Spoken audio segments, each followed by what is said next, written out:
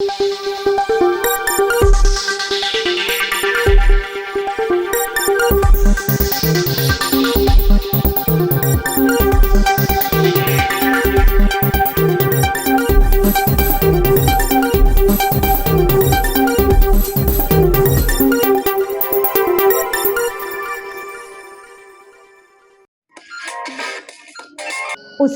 50,000 से ज़्यादा शायरी मौखिक याद हैं।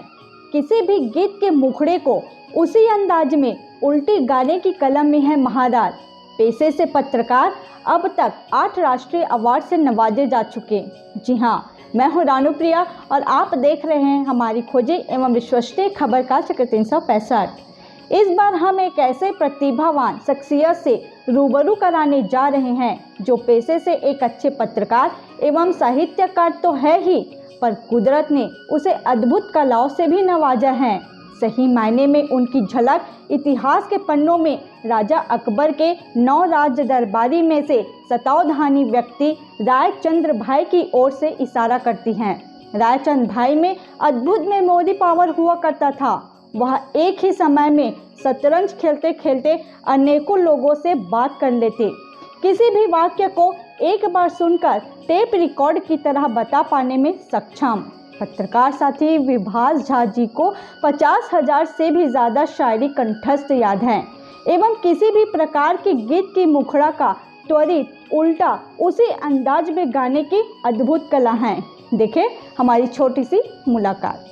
देखिए, हम एक ऐसे शख्सियत के पास बैठे हुए हैं, पत्रकारिता की दुनिया के साथ साथ पहले ज़माने में जो शतावधानी व्यक्ति हुआ करते थे रायचंद जी भाई, उनके बिल्कुल कॉपी ऐसे शख्सियत है जो कई अवार्ड तो लिए हैं लेकिन विलुप्त भी नहीं है।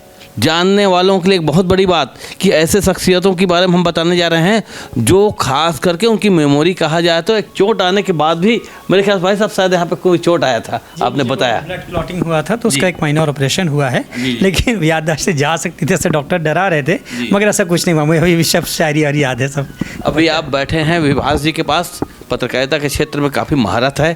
38 वर्षों से सतत वो जुड़े हुए हैं, जो किसी भी शायरी को, किसी भी गाना को वो त्वरित उल्टा गा देते हैं और वो अपने जीवन के बारे में बताएंगे। अब सबसे पहले बताएंगे भाई साहब कि आप जो इस क्षेत्र में जुड़े हुए हैं, पत्रकारिता क्षेत्र में, इसमें कई अवार्ड मिले हैं, हमने सुना था, उन अवार्डों के बारे में बताएं पहले। जी, मैं 1988 से पत्रकार हूँ। पहले मैं इंजीनियरिंग के पेशे में था, मैं मकानों के नक्शे बनाता था, लेकिन फिर बाद में मैं पत्रकार हो गया। तो काम करते करते मुझे 2002 में राज्य सरकार का चंदूलाल चंद्राकर फेलोशिप सम्मान मिला, फिर 2004 में नेशनल मीडिया फेलोशिप, फिर 2006 में माखनलाल विश्वविद्यालय का फेलोशिप, उसके बाद 2008 में सरोजिनी नायडू राष्ट्रीय पत्रकारिता सम्मान, फिर 2010 में केंद्र सरकार का भारतेंदु हरिश्चंद्र पत्रकारिता पुरस्कार, फिर 2012 में एक और पुरस्कार। ऐसे कोई 6 अवार्ड मिले। और मैं आकाशवाणी दूरदर्शन से भी जुड़ा हुआ हूँ, वहाँ मैं समाचार वाचन करता हूँ, समाचार संपादन करता हूँ, मैं कॉलेज में पढ़ाता रहा हूँ। अभी मैं PhD का शोधार्थी हूँ और बस 38 साल में यही छोटा मोटा कुछ काम हुआ है। कुछ गाना गाने का, शायरी सुनने सुनाने का शौक़ रखता हूँ, ताकि जो काम का जो तनाव होता है, आप तो खुद पत्रकार हैं, जानते हैं, रात दिन काम करना होता है, तो उस तनाव को दूर करने के लिए संगीत और शायरी मेरा एक दवा की तरह मेरे काम करता है। देखिए कितनी बड़ी बात है, एक तनाव को दूर करने के लिए संगीत और शायरी का शौक़ होना और उस पर अमल करना भी ज़रूरी है। खास करके आपको बता दें कि संगीत और शायरी के साथ साथ अभी हमने सुना है कि शायद आपके पास 50,000 शायरी आपके जहन में, आपके दिमाग में, आपके मेमोरी में रिकॉर्ड है। क्या है ये ऐसा, मतलब मैं ये समझ सकता हूँ कि कोई मैंने 5-5.5 लाख शायरी, कितनी किताबें मेरे पास हैं, कितने मैंने सुने भी हैं, सब डायरियों में लिखा भी हुआ है। तो डायरी में लिख लेते सब याद भी है और अब उनको मैं देखता नहीं हूँ डायरी को, लेकिन एक मेरी आदत है, पापा जी की याददाश्त बहुत अच्छी थी तो वही मुझे मिली है, ऐसा मुझे लगता है। और थोड़ा योग ध्यान प्राणायाम से भी मेरी याददाश्त बढ़ी, तो जो मैं एक बार पढ़ता हूँ सब मुझे याद रह जाता है। अपन इसमें वास्तव में माने कि योग और ध्यान, मेडिटेशन से याददाश्त एकदम ताज़ी तरोजी और तेज रहती है। जी, मैं पिछले करीब 40 वर्षों से प्राणायाम करता हूँ और बंध लगाता हूँ, तीनों प्रकार के बंध, और मैं अधिकांश आसन भी करता हूँ। तो और एक दिन का ब्रेक नहीं है इसमें, एक दिन का ब्रेक नहीं है, सतत नियमित। हाँ, मैं 8वीं कक्षा से कर रहा हूँ। आज मैं 56 साल का हूँ, तो मैंने लगभग 40 साल हो गए मुझे करते हुए, और इसी से मैं समझता हूँ कि मेरी याददाश्त बहुत अच्छी है। वास्तव में मानना पड़ेगा कि अगर आपकी याददाश्त और शरीर को अगर तरोताज़ा रखनी है चीरी ओवन रहना है तो साधना, आराधना, मेडिटेशन वास्तव में जरूरी है। अभी विभास जी ने बताया है। विभास जी से एक चीज़ और बात करना चाहेंगे कि इनकी एक कला है, किसी भी शायरी को, किसी भी गाना को वो सीधे गाना को उल्टा उसी लय में, उसी तरह में गा देते हैं जो शतावधानी व्यक्ति रायचंद भाई जी जो गाया करते थे, या उनके पास जो ये शक्तियाँ थी। जैसे एक गाने का मुखड़ा आप सुन लीजिए, समय बहुत कम होता है। एक गाना है, जीवन से भरी तेरी आँखें मजबूर करे जीने के लिए, जीने के लिए। ये गाना आप उल्टा सुनिए। नवजी से भरी तेखिया रब जमूरे का नेजी के येली, नेजी के येली रगसा भी तेरसता तेहर हैं तेरे परू का, रेते परू का सर ने पी के येली, ने पी के येली नवजी से भरी तेखिया। वाह वाह, क्या बात है। वास्तव में आपने देखा कि उस गीत को किस प्रकार से उसी लय में पूरी उल्टी उसको गाया गया है। आप ध्यान से मनन करके इसको फिर से आप देख सकते हैं कि किस प्रकार से। अच्छा, मुझे ऐसा शायरी सुनाइए जो दिल को छूने वाली बात होती है, ऐसा कोई शायरी हो, क्योंकि आपके पास मैंने सुना है 50,000 शायरियों का यहाँ पे बहुत सारे शेर याद आते हैं, लेकिन मैं आपको 2-3 शेर सुना देता हूँ। जैसे कि एक बशीर बद्र साहब की गज़ल के शेर हैं कि आँखों में रहा मगर दिल में उतर कर नहीं देखा, आँखों में रहा मगर दिल में उतर कर नहीं देखा, कश्ती के मुसाफिर ने कभी समंदर नहीं देखा, पत्थर मुझे कहता है मेरा चाहने वाला, मैं तो मोम हूँ उसने मुझे छू कर नहीं देखा, जब से चला हूँ मंजिल पे नज़र है मेरी, मैंने कभी मील का पत्थर नहीं देखा, और ये फूल कोई मुझको विरासत में मिले हैं, तुमने मेरा कांटों भरा बिस्तर नहीं देखा। क्या बात, क्या बात, क्या बात। वास्तव में मानना पड़ेगा किस प्रकार से आप सहज में इन दर्द भरी बातों को, दिल तक छूने वाली बात कही जा रही है। और एक हाथ शायरी कम से कम। एक और शेर सुनिए कि अगर तलाश करूं तो कोई मिल ही जाएगा, अगर तलाश करूं तो कोई मिल ही जाएगा, मगर तुम्हारी तरह कौन मुझको चाहेगा, ज़माना तुम्हें भी चाहतों से देखेगा ज़रूर, मगर वो आँख हमारी कहाँ से लाएगा। क्या बात है, कितनी बड़ी बात है, कितनी भावनात्मक बातें हैं। वास्तव में कहा जाए तो विभास जी जो हैं केवल पत्रकार ही नहीं हैं, शायर और शायरी की दुनिया के भी बेताज बादशाह हैं, और उनकी मेमोरी, उनकी याददाश्त बहुत सारी ऐसी। सर, जैसे आपने अभी जो ये शायरी कहा, क्या इसको उल्टा बोल सकते हैं? शायरी तो उल्टा नहीं कर पाएंगे क्योंकि उसमें गद्य है, वो लय नहीं है। गाने ही उल्टा करने से ज़्यादा अच्छा लगता है क्योंकि वो शब्द का अर्थ नहीं होता ना जब उल्टा करते हैं तो।